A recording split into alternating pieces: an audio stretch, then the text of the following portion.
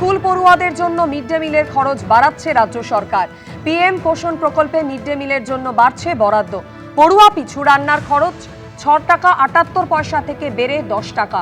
প্রাক প্রাথমিক এবং প্রাথমিক মিলিয়ে 51.61 লক্ষ পড়ুয়ার জন্য বরাদ্দ বৃদ্ধি করার ঘোষণা করা হয়েছে।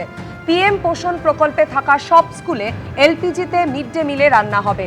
মোট 639 কোটি টাকার অনুমোদন দেওয়া হয়েছে, পোস্টে জানিয়েছেন মুখ্যমন্ত্রী। মিড ডে মিলের রাঁধুনি ও সহায়কদের মাসিক সাম্মানিকও বাড়ানো হয়েছে, ঘোষণা মুখ্যমন্ত্রীর।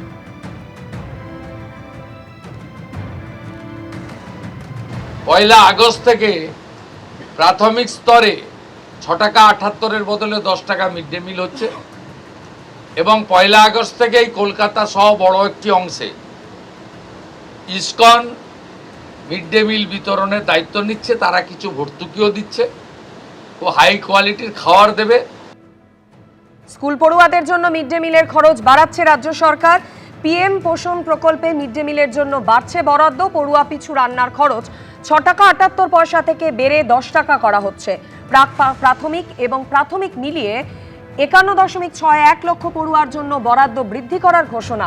পিএম পোষণ প্রকল্পে থাকা সব স্কুলে এলপিজিতে মিড ডে মিলে রান্না হবে, ঘোষণা করেছেন মুখ্যমন্ত্রী শুভেন্দু অধিকারী।